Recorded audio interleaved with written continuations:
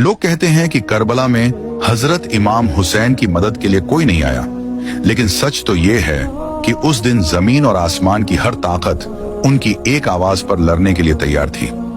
ये वाकया आशूरा के दिन का है। जिन्नात का बादशाह जाफर जिन अपने दरबार में तख्त पर बैठा जश्न मना रहा था। उसे इस बात की खबर ही नहीं थी कि करबला में नबी के घराने पर क्या बीत रही है। तभी अचानक उसके तख्त के नीचे से दो जिन रोते हुए और मातम करते हुए गुजरे। जाफर ने उन्हें रोका और पूछा, अरे आज तो खुशी का दिन है, तुम लोग क्यों रो रहे हो? उन जिन्नात ने रोते हुए जवाब दिया, ऐ बादशाह, आपको खबर नहीं, अभी हमारा गुजर यानी करबला की जमीन से हुआ। वहां हमने देखा कि रसूल अल्लाह के प्यारे नवासे हुसैन इब्ने अली खून में लथपथ हैं। उन पर तीरों की बारिश हो रही है और वो सजदे में हैं।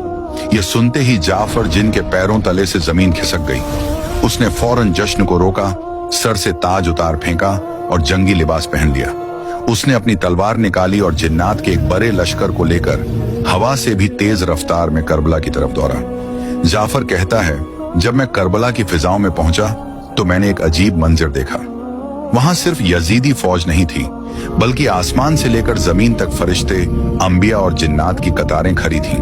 वो सब अपनी बारी का इंतजार कर रहे थे कि इमाम हुक्म दें तो वो दुश्मनों को खत्म कर दें। भीड़ इतनी थी कि जाफर को रास्ता नहीं मिल रहा था। तभी इमाम हुसैन ने नजर उठाई और पुकारा, जाफर मेरे पास आओ। जाफर जिन रोते हुए इमाम के कदमों में गिर गया और अर्ज की, आका मेरे पास जिन्नात की बहुत बड़ी फौज है, मुझे इजाजत दें, मैं पलक झपकते ही इन यजीदियों को राख कर दूंगा, इनका नामो निशान मिटा दूंगा।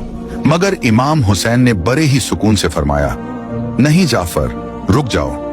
अगर मैं चाहूं तो एक इशारे में दुनिया पलट दूं, लेकिन मैं अपने नाना के दीन को बचाने के लिए और अपने रब की रजा के लिए ये सब्र कर रहा हूं। मुझे अपने अल्लाह की मर्जी प्यारी है।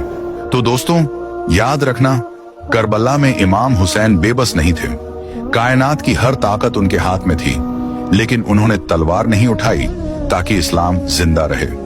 करबला का यह मंजर बताता है कि जीत हथियार की नहीं बल्कि सब्र की होती है।